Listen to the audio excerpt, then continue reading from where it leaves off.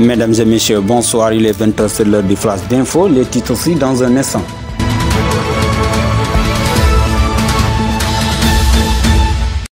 Dans l'actualité de ce soir, investiture de Ousmane Sonko, El Hadji Malick Ndiaye fait une révélation de taille.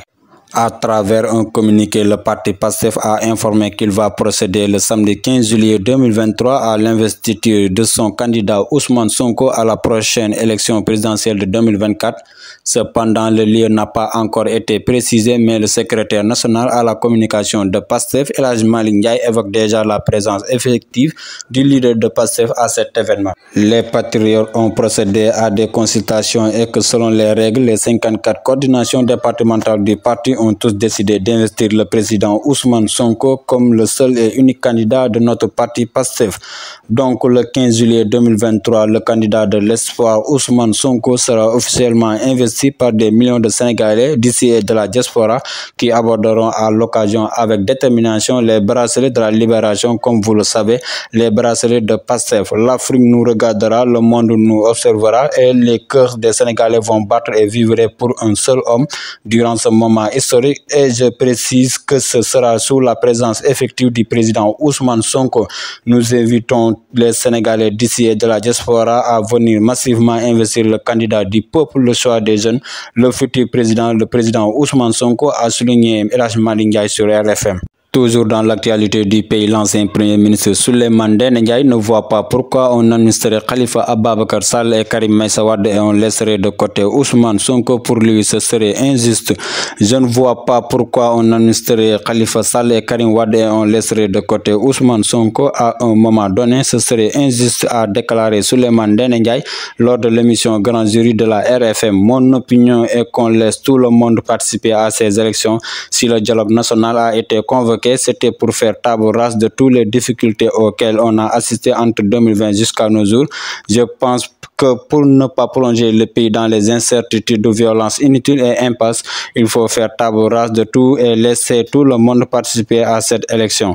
Dans l'actualité du pays, le gouvernement sénégalais a fermement condamné le samedi le traitement tendancieux de l'actualité du pays par la chaîne de télévision française France 24, mais pour le député Mamadou Lamine Diallo, le régime de Macky Sall s'emporte contre France 24, enfin parce qu'Ousmane Sonko a été interviewé.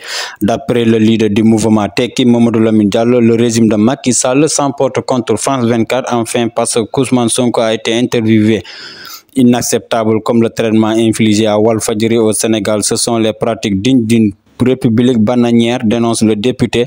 Pour rappel, par voie de communiqué signé par Moussa Bokar Thiam, ministre de la Communication, le gouvernement a regretté cet état de fait tout en exigeant de la chaîne française de rétablir la vérité et de s'abstenir à l'avenir de telles pratiques.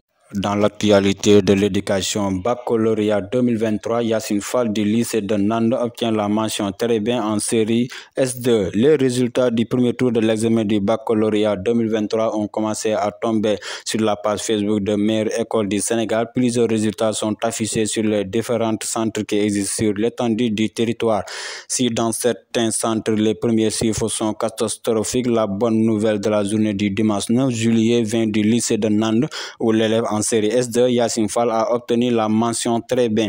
Son relevé de notes donne une idée assez précise de son niveau d'études qui frise l'excellence. Français 16 sur 20, philosophie 18 sur 20, mathématiques 17 sur 20, sciences physiques 18 sur 20, SVT 18 sur 20, histoire géographie 19 sur 20, anglais 18 sur 20 et EPS 18 sur 20. Pour rappel, Yassine Fall a été également meilleur élève des classes de 3e il y a de cela 3 ans lors de l'examen du BFM où elle avait obtenu la moyenne de 18,25, une valeur sûre de l'école sénégalaise à encadrer et à appuyer de bonnes études supérieures. Terminons l'actualité avec les sports. Match amical, le Sénégal face à l'Algérie à Diamniadio le 12 septembre.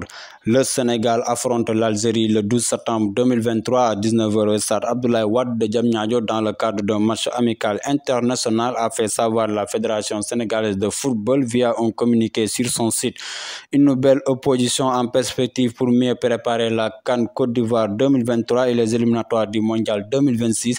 Ce sera aussi un moment idéal pour donner l'opportunité au public présent au stade président Abdoulaye Wade de célébrer les 5 titres continentaux conquis par le Sénégal en une année. Voilà tout ce qu'on pouvait dire de ce soir. Un grand merci à toutes les personnes qui ont suivi ces phrases d'infos.